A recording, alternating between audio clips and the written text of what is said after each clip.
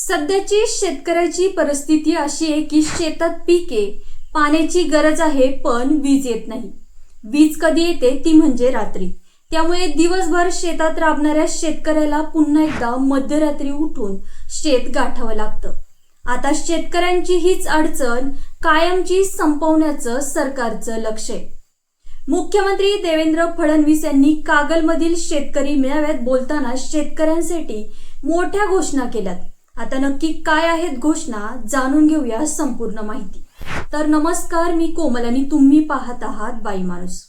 सध्या राज्यातील 74% शेतकऱ्यांना दिवसा वीज मिळते, पण सरकारला हा आकडा आता वर्षाअखेरपर्यंत 90% तर पुढच्या वर्षीपर्यंत तब्बल 100% पर्यंत न्यायचा आहे. म्हणजेच काय तर शेतकऱ्याला रात्रीच्या विजेची वाट पाहण्याऐवजी दिवसा शेतात वीज उपलब्ध करून देण्याचा सरकारचा प्रयत्न आहे.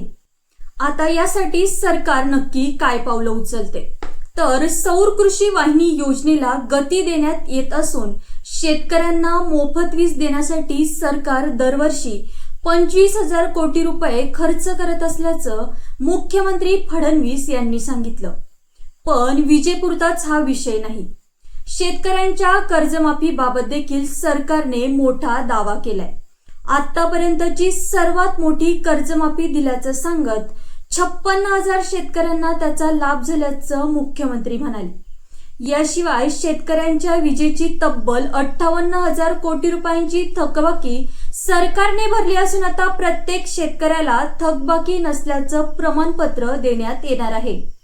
आता इथे आणखी एक महत्वाचा मुद्दा समोर येतो. साखर कारखानदारी. इथेनॉल धोरणामुळे साखर कारखानदारी टिकून राहिली आणि ऊस उत्पादकांना FRP देणं शक्य झाल्याचं फडणवीस यांनी सांगितलं. आता भविष्यात साखर कारखान्यांमधील कचऱ्याचा वापर करून CBG आणि CNG निर्मिती करण्याचा सरकारचा प्रयत्न आहे.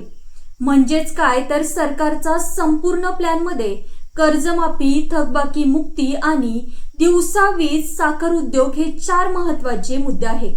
आता घोषणा नक्कीच मोठ्या आहे, पण याचा प्रत्यक्ष फायदा शेतकऱ्यांच्या बांधापर्यंत किती लवकर पोहोचतो हे पाहणं देखील तितकंच महत्वाचं ठरणार आहे.